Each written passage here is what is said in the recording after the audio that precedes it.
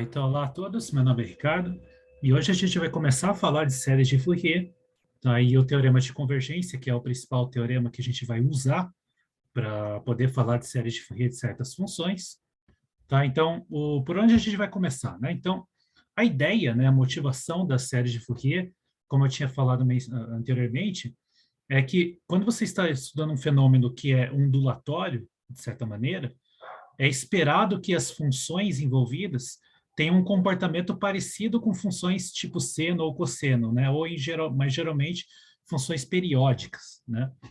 E aí, aquele conjunto de funções que eu falei no vídeo anterior, né?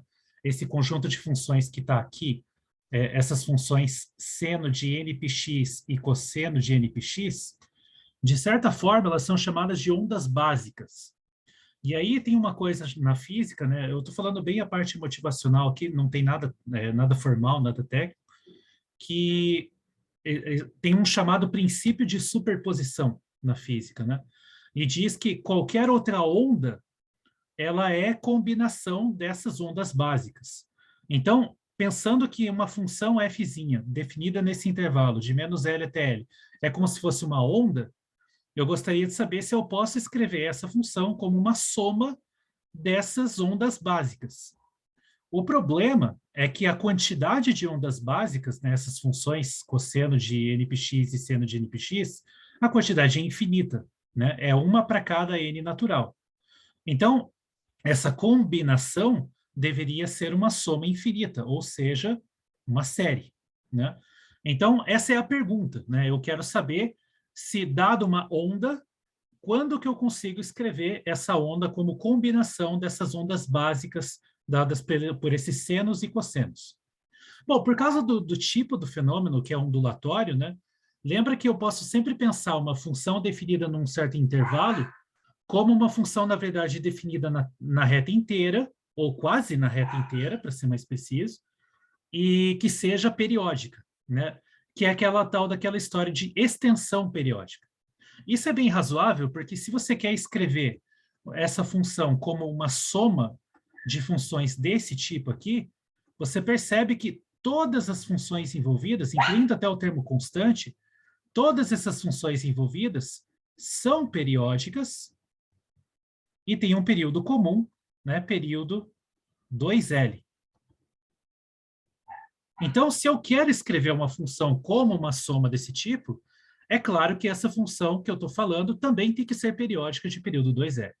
Então, aqui eu estou escrevendo ela só definida no intervalo de menos L até L, mas, recapitulando do vídeo anterior, eu sempre posso pensar que uma função definida no intervalo desse tipo, na verdade, estava definida na reta inteira, ou quase a reta inteira, e que ela é periódica, né? Você faz um Ctrl+C, Ctrl+V, de tudo aquilo que acontece naquele intervalo de menos L até L, você só repete para o resto da reta, tá?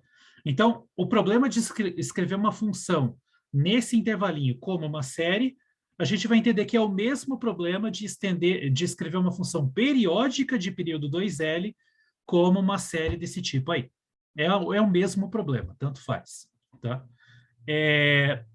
Então, só lembrando da notação que a gente definiu nos vídeos anteriores, essa coleção de funções dos senos, eu estou chamando elas de φn, e aí o n aqui é para n maior ou igual a 1, e essas funções cosseno, eu estou chamando elas de psi-n. E aqui o n é maior ou igual a zero, inclui a função associada a cosseno de zero, né, que é a função constante igual a 1, que vai estar associada a esse termo aqui, ó, que está isolado aqui, que não tem nenhuma parcela envolvendo seno e cosseno. Então, esse é o termo que está associado ao psi0, que é a função constante igual a 1. E daqui a pouquinho a gente já vai ver o motivo de por que eu coloquei um sobre 2 aqui, nesse termo que está isolado. Nos outros eu coloquei só A0, depois AN e BN. Mas o que são A0, AN e BN? Bom, a ideia é assim, né? Você quer escrever uma função como sendo uma soma desse tipo, uma soma infinita, uma série. Mas daí você tem que descobrir quem são esses possíveis coeficientes que fazem isso acontecer. Se você já estudou séries de potências lá para trás, né, encontrar soluções de equações diferenciais usando séries de potência, você começa como? Você começa supondo que a equação tem uma solução que é dada por uma série de potências, mas nessa série de potências tem uma sequência de coeficientes ali, né, que acompanha as potências da variável, que você tem que determinar para que aquela série, né, seja a solução da EDO. Aqui é uma coisa muito parecida. Eu te dou a função é conhecida, e eu quero encontrar a série de Fourier, né? Então, esse é o nome que essa série vai receber. Eu quero encontrar a série de Fourier daquela função f. Então, eu vou encontrar quem são os coeficientes A0, A1, A2, etc., B1, B2, B3, etc., para que a função f possa ser escrita como essa série aí, né? Então, essa é a ideia. Então, usando essa notação, né, dessas funções φn e ψn, se eu quero escrever uma certa função f como uma série desse tipo, eu estou interessado em escrever uma expressão assim, né? F igual... Aí, essa parcela constante, né? Como o ψ0 é a função constante igual a 1, eu posso pensar que o A0 sobre 2 é uma constante multiplicando a função ψ0, que é a função constante igual a 1. E aí, essas funções cosseno e seno, eu estou substituindo elas pelos nomes que ela tem, né? Então, as do cosseno é ψn, as do seno é φn. Então, eu estou querendo escrever a função f como uma igualdade desse tipo aqui, né? Você pode pensar que é uma combinação linear desse conjunto de funções φn e ψn. Só que é uma combinação linear, entre aspas, porque ela é infinita, né? Lá em álgebra linear, quando você estuda combinações lineares, a combinação linear sempre é uma soma finita. Aqui é uma soma infinita, né? Então, quando eu consigo fazer isso? Essa é a pergunta, né? Quando dá para pegar uma função no intervalo de menos L até L e escrever ela desse jeito? Então, antes de responder essa pergunta, vamos supor por um momento que eu consiga fazer isso. Se eu consigo escrever a função f como uma combinação linear desse tipo, será que eu consigo descobrir quem são os coeficientes? Né? Mesmo que eu não saiba ainda se dá para fazer ou não, mas supondo que dê, será que dá para dizer, ah, não, se desse, então os coeficientes deveriam ser assim, assim ou assado? Então, essa é a ideia. E aí, como que a gente faz isso? A gente faz isso lembrando de uma das aulas anteriores que esse conjunto de funções que está aí é um conjunto ortogonal com relação àquele produto interno que a gente chamou de produto interno L2, que é um produto interno dado por uma integral. Então, lembra lá da álgebra linear, quando você viu essa história de produto interno, conjuntos ortogonais, quando você escreve um vetor como uma combinação linear de um conjunto ortogonal, você consegue descobrir quem são os coeficientes tomando produtos internos. Então, é justamente o nome que esses coeficientes recebem é coeficiente de Fourier, porque é motivado por isso aqui que eu vou escrever daqui a pouco. Então, essa é a ideia. Para descobrir quem são esses coeficientes, eu vou pegar essa igualdade, vou calcular o produto interno dos dois lados com cada uma dessas funções, e isso vai me permitir achar quem são esses coeficientes, usando a mesma ideia que você já usava lá da álgebra linear. A diferença é que aqui a soma é infinita, então o processo formal para fazer isso eu não vou fazer, eu vou fingir que a gente vai estar fazendo uma conta lá físico aqui, sem se preocupar com justificativa, mas fazendo essa conta você descobre quem são os coeficientes. Então essa é a ideia. Então, se for possível, né, então eu vou escrever de volta a expressão aqui, eu quero escrever a função f como uma constante vezes a ψ0, que é a função constante igual a 1. Aí eu tenho a série. Aí eu tenho os coeficientes an, que multiplicam os cossenos de npx. Aliás, eu vou deixar como os psis e psin aqui mesmo, mais bn φn. Né? Então, essa é a maneira que eu acabei de escrever aqui em cima, né? Só estou repetindo essa expressão aqui. AN vezes psiN mais BN vezes φN. Então, como eu falei, tomando o produto interno dos dois lados com alguma dessas funções da sequência, digamos que eu faça produto interno com uma φk. Digamos, escolhe um K, vou fazer o produto interno dos dois lados com a φk. Então, produto interno de F com a φk vai ser igual por linearidade do produto interno. O produto interno ele é distributivo, digamos assim, né?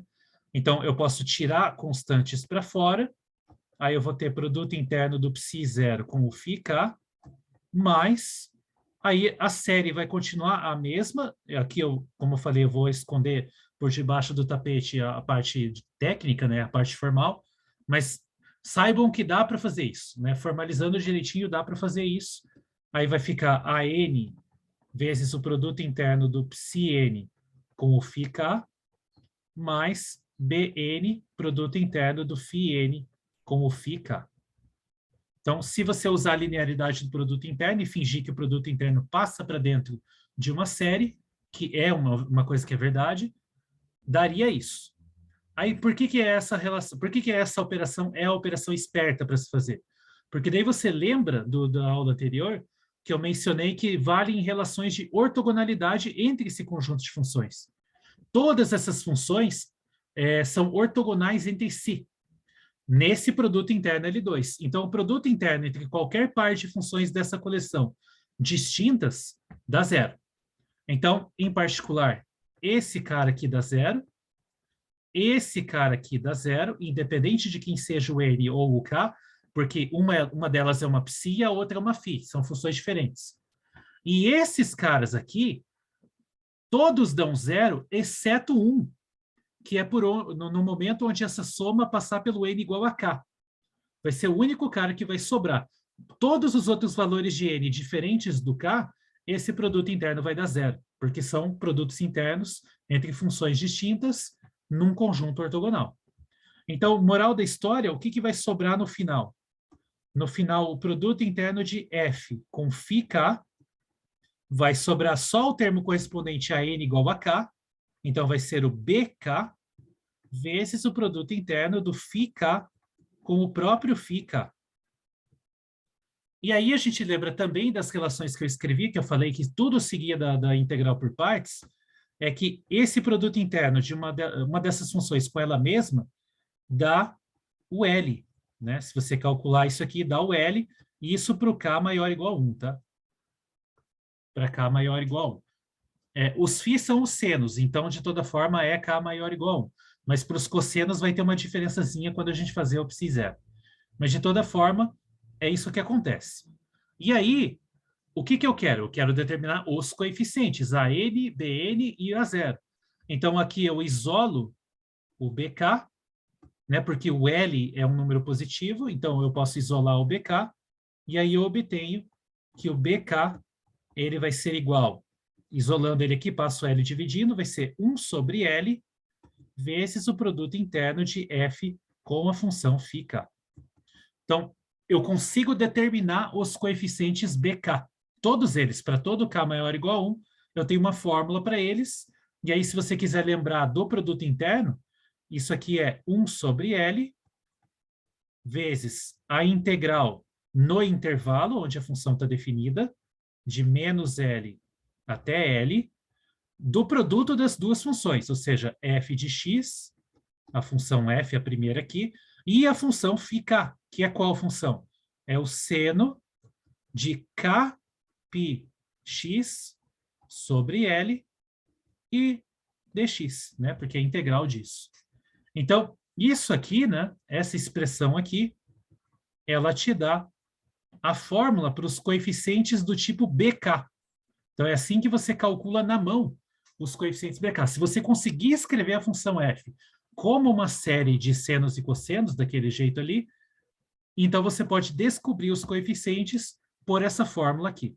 O BK, para cada K maior ou igual a 1, o BK é dado por 1 sobre L, vezes a integral no intervalo em questão, né, que é do menos L até o L, que é a definição do produto interno L2, produto da função, pelo seno correspondente ao índice K.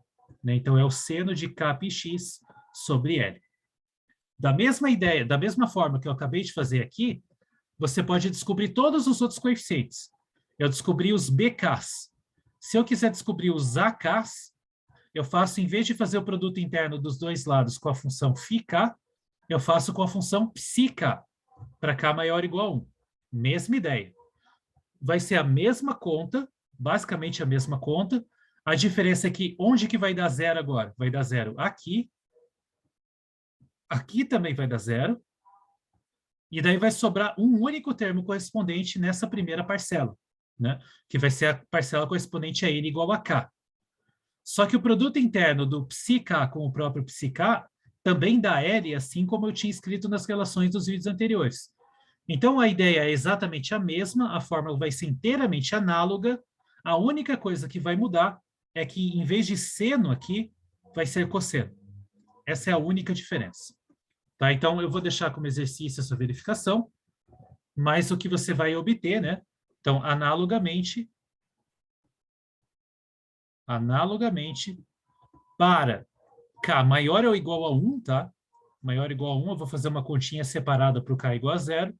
Você vai obter que o AK ele vai ser igual a 1 sobre L, produto interno da função f com a função psi-K, e isso aqui, por definição do produto interno L2, isso é a integral de menos L até L, produto da função f com o cosseno correspondente ao índice K, né, que vai ser cosseno de K πx sobre L dx. Né?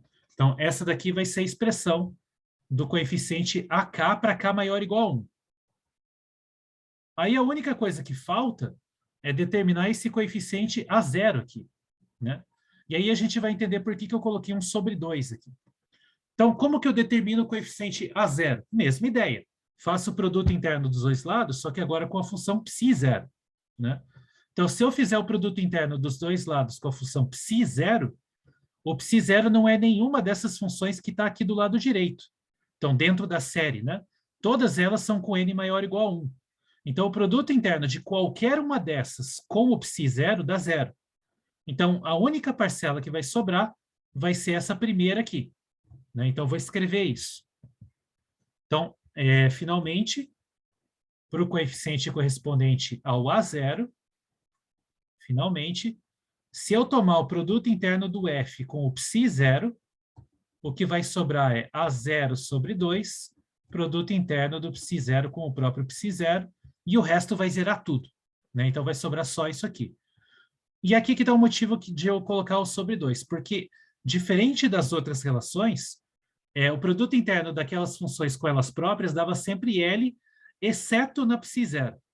O produto interno do psi0 com o próprio psi0 não dá L, dá 2L. Esse cara aqui dá 2L. Então, isso aqui dá o A0 sobre 2 vezes 2L. Então, simplifica o 2. Então, isso aqui dá só o A0, né? Opa, troquei de cor aqui sem querer. Então, isso aqui dá igual a só o A0 vezes L, né? Então, portanto, o A0, isolando ele, o A0 vai ser o produto interno do F com o psi0, 1 sobre L vezes isso, né? Que é igual a 1 sobre L, integral de menos L até L, do produto da função F pela função psi0. Só que a função psi0 é a função constante igual a 1. Então, eu nem preciso escrever ela, só vou deixar aqui dx. Tá? Então, mas se você quisesse colocar que é a função cosseno correspondente ao n igual a zero, também, ou k igual a zero no caso, também pode, porque cosseno de zero é 1. Né? Então, moral da história, o coeficiente A0, ele é dado por essa expressão aqui, que se você quiser, você pode entender ela, né, como 1 sobre L, integral de menos L até L, f de x, cosseno de 0 πx sobre L, né, dx. Você pode entender assim, não tem problema nenhum. Então, aqui está o motivo de eu colocar o sobre 2, porque essa fórmula para os AKs, para os coeficientes AKs, é a mesma fórmula para todo K, incluindo o zero. Né? Se eu não tivesse colocado aquele sobre 2, eu ia ter um 2 aqui em cima multiplicando. E eu não quero isso, eu quero que tenha a mesma fórmula, né? Para todos os coeficientes AK, seja a mesma fórmula, independente do K ser zero ou não. Tá? Então, essa é a ideia de colocar aquele sobre 2 ali. Então, moral da história, né? Se eu puder escrever a função f como uma série de senos e cossenos, eu consigo determinar necessariamente quem são os coeficientes. Os coeficientes não são qualquer coisa. Os coeficientes estão atrelados à função em questão, como deveria ser. Né? Você percebe que todos os coeficientes precisam da função f. Você precisa calcular a integral da função f vezes alguma coisa em algum momento. Então, não é qualquer coisa. Está totalmente atrelado à função em questão, né? Então, a ideia é assim, ó. Dada uma função... Ah, e outro detalhe importante antes de continuar é que, claro, eu preciso calcular a integral da função f. A função f não pode ser qualquer coisa também. Então, no mínimo, eu tenho que ser capaz de calcular a integral da função f, que senão eu não sei o que fazer aqui.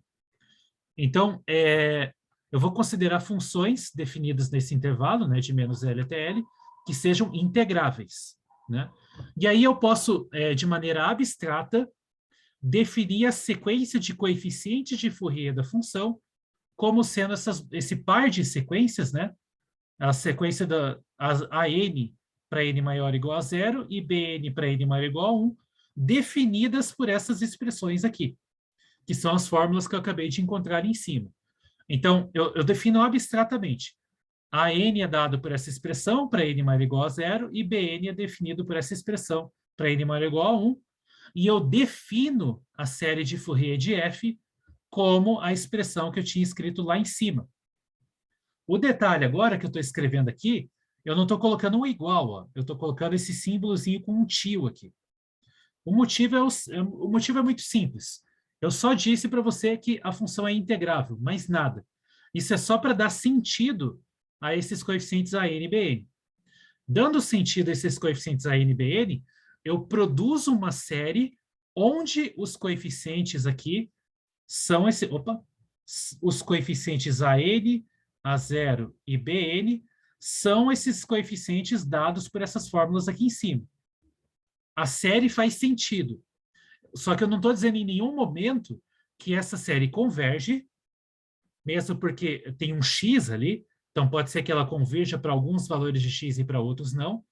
E mesmo que ela converja, eu não estou dizendo que ela converge para f de x. Porque esse é o objetivo, né? Você quer escrever a função f como uma igualdade. Você quer escrever que ela é igual àquela série de senos e senos. Mas eu não consigo dizer se isso acontece ou não, né? Não posso afirmar isso. Então, a única coisa que eu estou fazendo é definir a série de Fourier da função f, a série faz sentido, mas eu não sei se essa série converge para todo o valor de x, ou sequer se converge para algum valor de x, e mesmo que converja, eu não sei se converge para f de x, né? Mas faz sentido definir, né? O que a gente vai fazer daqui a pouco é dizer qual tipo de função f que é interessante, que tipo de propriedade que a função f tem que ter, aliás, não que tem que ter, mas que seja suficiente para que a série de Fourier converja para a própria função f, né? Ou não em todos os pontos, às vezes na maioria dos pontos, digamos assim. Eu vou deixar isso um pouco mais preciso mais tarde. Mas que tipo de propriedade a função f tem que ter para que a série de Fourier converja e que de preferência converja para a função f, se não em todos os pontos, pelo menos na maioria deles. Essa é a pergunta. Então, antes de enunciar qual é o teorema de convergência, eu vou dar uma definição, o conceito-chave aqui, né, o conceito central, que é o seguinte: uma função definida no intervalo de menos L até L é chamada de derivável por partes se, essencialmente, já falo da definição técnica, mas essencialmente é assim. Essa função tem derivadas em quase todos os pontos do intervalo, exceto possivelmente num número finito de pontos, mas nesses pontos onde possivelmente ela não tem derivada, ao menos existem as derivadas laterais. Então, eu estou evitando que nesses pontos onde talvez não tenha derivada, a função não esteja explodindo ali perto. Porque quando você tem as derivadas laterais explodindo, significa que a função não para de crescer ou não para de decrescer ali. Então, é isso que eu quero evitar. Derivável por partes significa que pode ter saltos na derivada, mas esses saltos são controlados, eles não explodem, né? Idem para a própria função em si. A função pode não ser contínua em todos os pontos, mas nos pontos onde ela talvez não seja contínua, a descontinuidade é do tipo salto. Então, tem que existir os limites laterais nesses pontos onde ela não é contínua. Então, você está permitindo que a função tenha alguns saltos, mas esses saltos têm que ser controlados, tanto da função quanto da sua derivada, tá? Então, isso é derivável por partes. Então, vou citar alguns exemplos disso, né? Dois exemplos bem simples. O primeiro deles é considerar essa função f aqui, ó, definida no intervalo de menos L até L, e ela é assim, ó. Ela é constante igual a zero no intervalo de menos L até zero, aberto, e ela é constante igual a L no intervalo aberto de 0 até L. Então, um trecho do gráfico é esse aqui, ó. É esse aqui, ó, que começa do menos L e vai até o zero. Ela é constante igual a zero aqui. Aí, do zero até o L, ela dá um salto. Ela se torna constante igual a L aqui. E aí foi definida nos pontos, né? L e menos L, ela foi definida como zero. Como eu tinha falado em vários vídeos anteriores, o valor que ela tem exatamente desses pontos, no L e no menos L, não faz a menor diferença. Isso não vai mudar em nada. Você pode definir isso aí do jeito que você quiser, não vai fazer diferença. O que importa é que essa função aí, ela não é contínua em todos os pontos, ela tem saltos, né? No caso ali, ela tem um salto em x igual a zero, mas esse salto é controlado, né? Esse salto ele é do tipo de que ao menos existem os limites laterais. E para a derivada dessa função, a derivada dessa função até é boa. Aí você pode pensar, mas ela não tem derivada no x igual a zero. Ela nem sequer é contínua ali.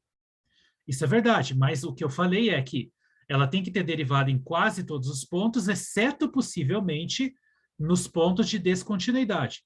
Mas nos pontos de descontinuidade, ela tem que ter derivadas laterais. E ambas as derivadas laterais nessa função são iguais a zero, porque a esquerda do zero ela é constante, então a derivada é zero, e a direita do zero ela também é constante, então a derivada lateral também vai ser zero. Então a derivada lateral, na verdade, é zero em todos os pontos. Então, nem sequer tem salto, né? É melhor ainda. Mas, de toda forma, essa função que eu acabei de desenhar é derivável por partes. Ah, mas tem mais coisa no gráfico, você não definiu ela só no intervalo de menos L até L? Sim, mas lembra daquela discussão que todas as funções aqui eu estou pensando como ondas. Então, quando eu defino a função nesse intervalo, eu já vou pensar que, na verdade, ela estava definida em praticamente tudo, toda a reta, exceto possivelmente em certos pontos, mas ela foi definida de maneira periódica. Então, o desenho desse gráfico aí é a extensão periódica dessa função f, tá? E aí você percebe que a extensão periódica, você pega aquele intervalo ali do menos L até o L, vê o gráfico naquele trecho, faz Ctrl+C, Ctrl+V para o resto, né? Então, isso que você está vendo aqui é o gráfico da extensão periódica da função f. E aí você percebe que ela tem vários saltos, né? Então, em todos os pontos da forma K vezes L, onde o K é inteiro, né, pode ser tanto positivo quanto negativo, essa função tem um salto, né? Ela não está definida nesses pontos, mas se você quiser definir elas colocando o valor que você quiser nesses pontos, você pode, porque para o efeito de série de Fourier isso não vai fazer a menor diferença, tá?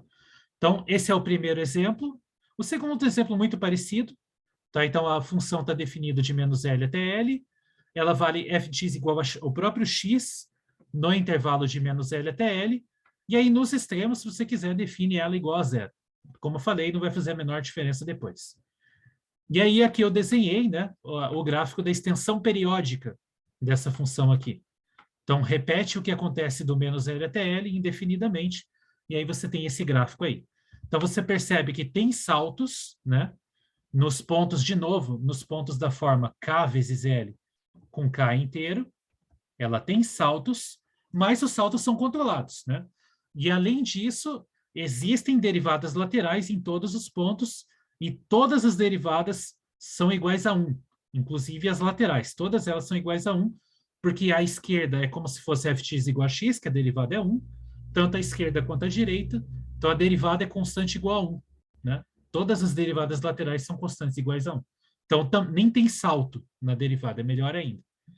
Então, aí está um outro exemplo de uma função derivável por partes, tá? Então, essas são as funções que interessam para a série de Fourier, ou uma classe de funções interessante para a série de Fourier. Então, finalmente, está aí o teorema de convergência de Fourier, que eu só vou enunciar, não vou demonstrar ele aqui, Mas o fato é, se você tem uma função definida no intervalo de menos L até L, é importante que enfatizar isso que eu estou sempre enfatizando, que o domínio da função é um intervalo simétrico em torno da origem, tá? Isso é importante. O formato do intervalo aqui no enunciado é importante, tá? Isso que eu quero enfatizar aqui. Então, f definida no intervalo desse tipo, né, simétrico em relação à origem, e que seja derivável por partes. Tá? Então, eu estou supondo essa hipótese boa. E por que essa hipótese é boa?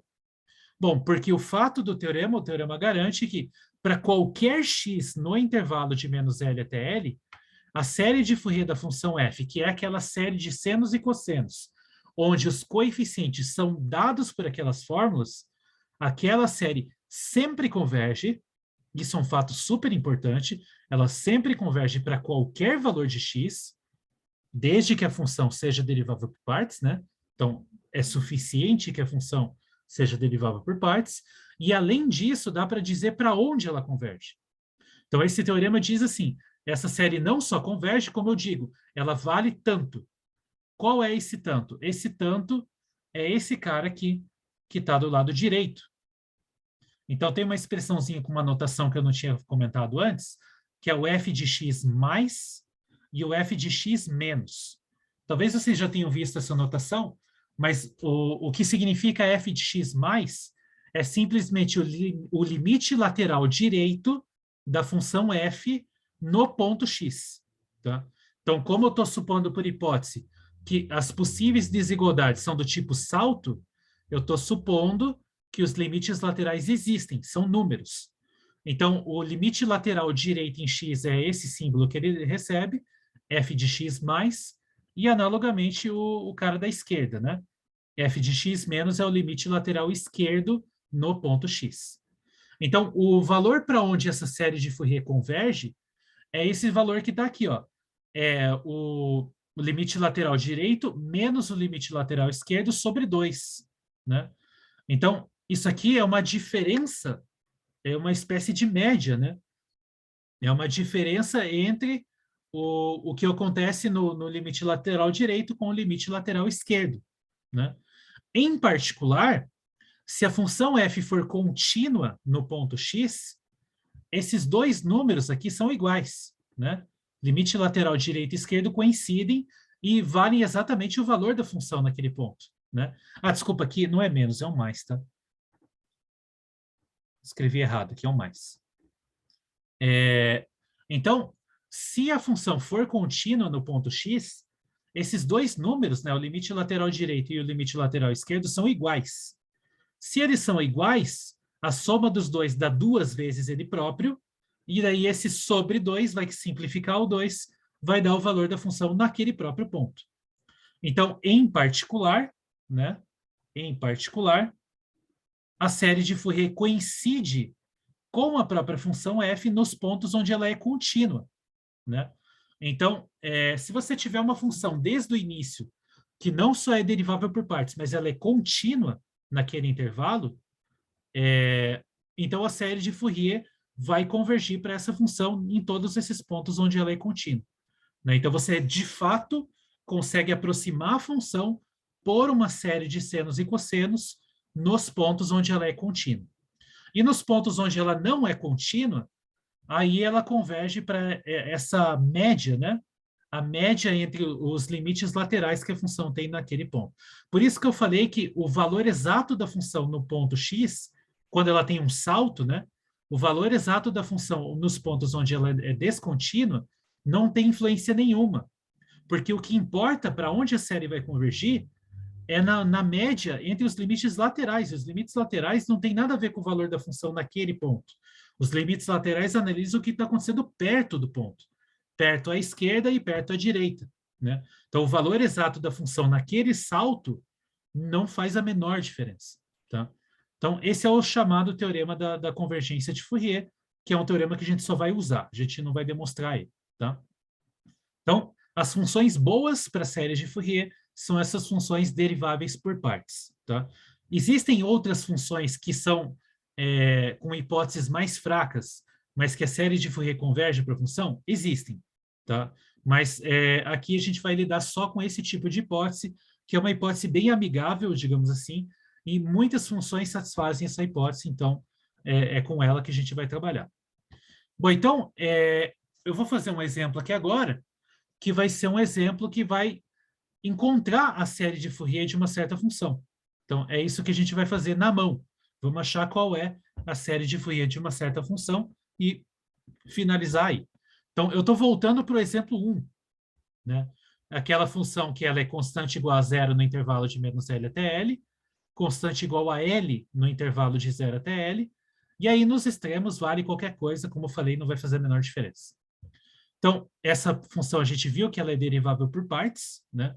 Então, ela está nas hipóteses do teorema de convergência, e aí, portanto, a série de Fourier dessa função vai convergir para essa própria função nos pontos onde ela for contínua.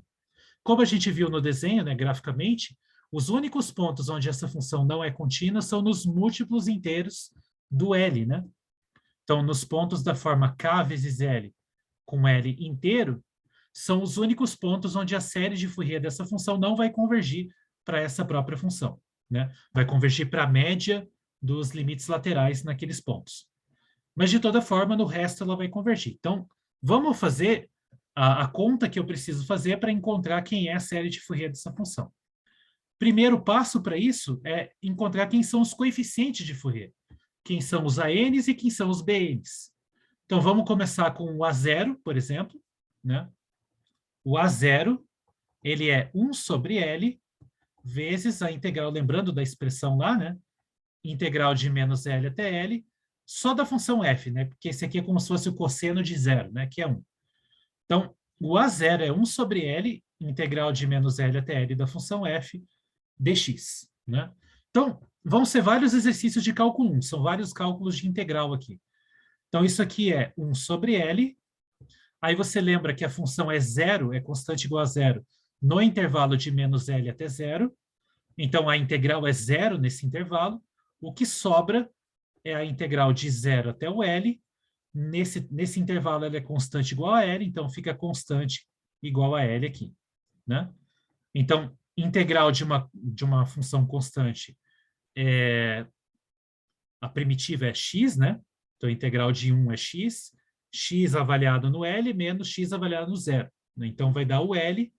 Então, isso aqui, quando vai simplificar esse L aqui também, né? Esse L aqui vai embora. E aí, o que vai sobrar aqui, integral de 1, de 0 até L, vai dar o próprio L, né? Então, o coeficiente A0, ele vale L. Agora, vamos ver os outros coeficientes. Então, os outros coeficientes, os AKs, para K maior ou igual a 1 agora. Então, vai aparecer o quê? Vai aparecer 1 sobre L, integral de menos L até L, f de x, vezes o cosseno correspondente ao índice K. K πx, né? Sobre L. dx. Então, é essa integral que a gente vai calcular agora. Bom, aí, de novo, mesma ideia, né? Aqui tem a função f multiplicando, só que essa função f é zero no intervalo de menos L até L.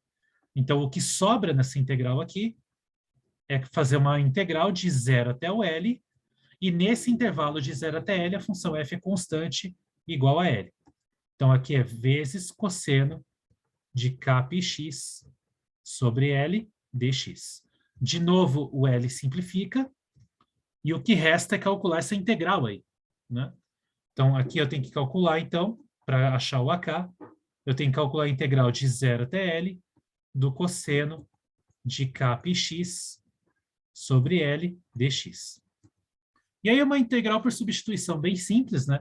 Então, fazendo a substituição, se você quiser chamar tudo que está dentro do cosseno de U, o que vai aparecer aqui é L sobre Kπ vezes a primitiva dessa função, né? A primitiva, a função cuja derivada dá o cosseno é o seno. Então, vai ser o seno da função que está dentro, Kπx sobre L, avaliada nos extremos de 0 até L. Então, daí você percebe, né, que para x igual a L, isso aqui vai dar seno de Kπ, porque vai simplificar o x igual a L com L embaixo, vai dar seno de Kπ. Seno de Kπ é zero, né? Seno de qualquer múltiplo inteiro de π dá zero. E aí, no outro extremo, né, o seno de, no caso do x igual a zero, vai ficar seno de zero, que também é zero. Então, esse seno avaliado nos extremos dá zero, portanto, isso aqui tudo dá zero, né? Então, todos os coeficientes AK, eles valem zero, né? Para K maior ou igual a 1. Então, parte dos coeficientes já está determinada, né? Então, parte do serviço já está feito. Então, assim, né? A conclusão sobre os coeficientes A's, né?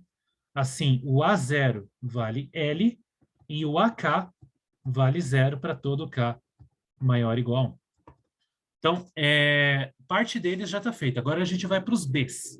Então, vamos tentar descobrir quem são os BKs. Então, BK é igual àquela fórmula lá em cima, 1 sobre L, integral de menos L até L da função em questão, só que agora vezes o seno correspondente ao K. Então, é seno de Kπx sobre L dx. É uma conta muito parecida, né? Só que em vez de cosseno é seno. E agora, lembrando de novo, a função f é zero no intervalo de menos L até zero. Então, esse aqui é 1 sobre L, integral de 0 até L. No intervalo de 0 até L, f é constante igual a L. Seno de Kπx sobre L dx. De novo, vai simplificar esse L aqui. E tudo que eu tenho que fazer é calcular essa integral, né? Então, a integral de 0 até L do seno de Kπx sobre L. E aí agora, bom, a primitiva dessa função que está dentro, como a derivada do cosseno é menos seno, então vai ser menos L sobre Kπ, e aí vezes, agora eu vou escrever em parênteses, porque agora vai fazer diferença. Então, vezes a função cosseno de Kπx avaliada nos extremos 0 a L. Então, essa é a primitiva, né, da função de dentro da integral. Então, eu tenho que avaliar esse cosseno nos extremos. Então, o que vai acontecer? O BK vai ser igual a menos L sobre Kπ vezes o quê? Bom, o calculado em x igual a L, isso aqui vai dar cosseno de Kπ, né? E avaliado em x igual a zero, então vai ser menos, avaliado em x igual a zero, vai dar cosseno de zero, que é 1. Então, vai dar menos 1. Mas aqui, diferente do seno, né? Esse cara varia, né? Conforme o k é par ou é ímpar, vai mudando.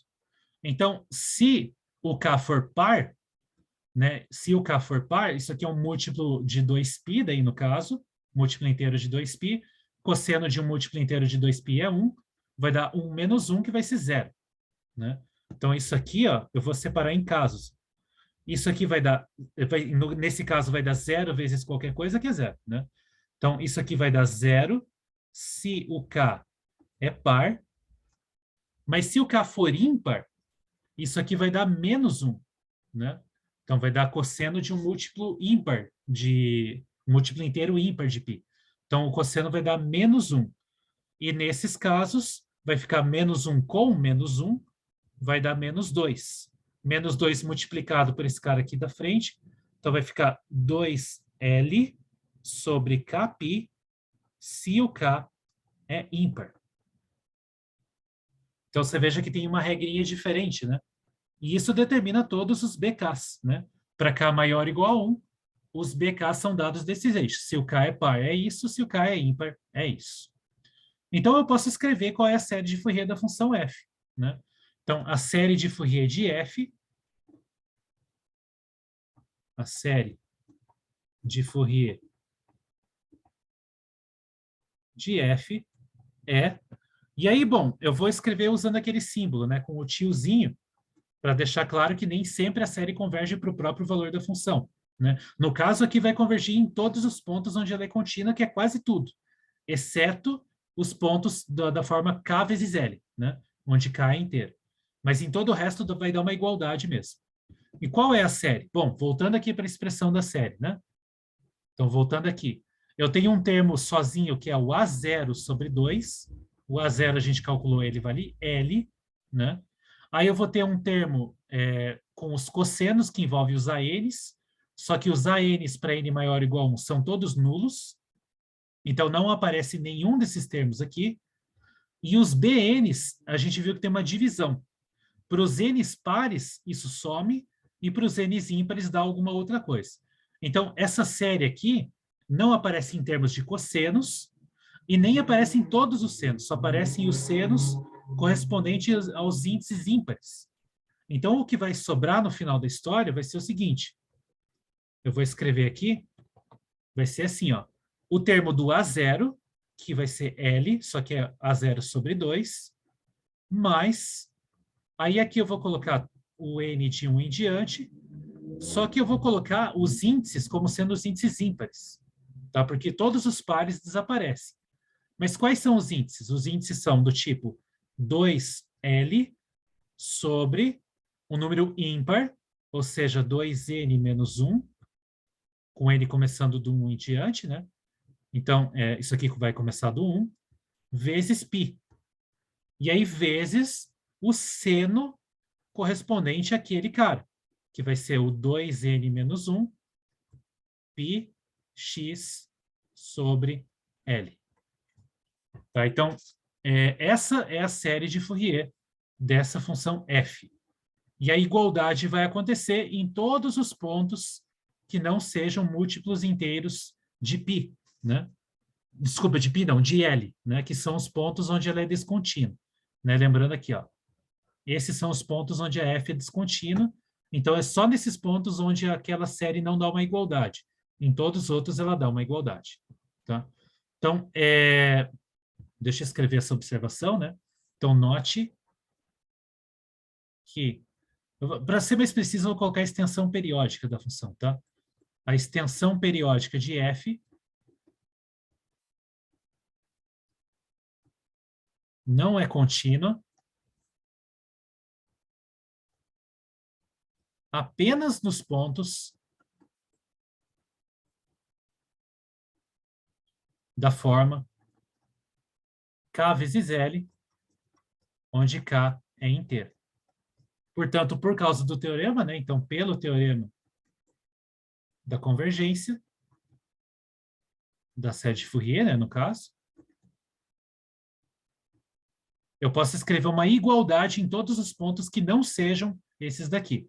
Né? Então, f de x vai ser, de fato, igual a L sobre 2 mais... Aí, só para enfatizar, né? Esses caras aqui, ó, o 2L e o π são constantes em relação a N. Eles não têm nada a ver com o índice. Então, eu vou deixar eles fora da série. Então, o 2L sobre π, eu vou colocar aqui, ó, 2L sobre π vezes a série começando de n igual a 1 em diante, só que os índices são os índices ímpares, né? Então, sobra 1 sobre 2n menos 1 vezes o seno de 2n menos 1 vezes πx, tudo isso sobre L. Então, isso aqui vale para todo x diferente de k vezes L com k inteiro. Para todos esses pontos aí, isso dá uma igualdade. Tá? Então, moral da história, eu consigo aproximar essa função f por uma série de... No caso, é uma série de senos, né? Nem aparecem os cossenos aqui, como a gente viu. Todos os termos de cosseno desaparecem. Mas é uma série de senos, né? E ela aproxima a função f em todos os pontos que não sejam esses múltiplos do L. E nos pontos que são múltiplos do L, para onde essa série converge? Né? Então, nota, e nos pontos, né, para x igual a k vezes L com k inteiro, a série converge para onde? A série converge para a média entre os limites laterais, né? Para x, f de x mais f de x menos, né? Sobre 2. Só que quanto valem os limites laterais? Né? Lembrando aqui do gráfico dessa função, voltando aqui para trás, né? Então, nos pontos onde ela dá o salto, qual é o limite lateral esquerdo e qual é o limite lateral direito? O limite lateral esquerdo é sempre L, né? E o limite lateral direito é sempre zero, porque a esquerda ela é constante igual a L e a direita ela é constante igual a zero. Então, a média desses dois, L mais zero é L sobre 2. Então, ela vai convergir para L sobre 2. Então, nesses pontos que são os múltiplos inteiros do L, né? Esse cara aqui vai convergir sempre para L sobre 2. Né? Então, esse é o número que você vai encontrar ali. Então, nos pontos de descontinuidade, essa série ela vai estar pertinho da média entre os dois, ali entre o zero e o L, ela vai estar pertinho do L sobre 2. Tá? Ela vai valer exatamente L sobre 2 e ali pertinho desses pontos, ela vai estar perto de L sobre 2. Bom, aqui para finalizar, então, eu desenhei um gráfico, que esse gráfico aqui é o seguinte. Vocês vão ver em azul por trás desse gráfico em vermelho. Tem dois gráficos aqui, um gráfico em azul e um gráfico em vermelho.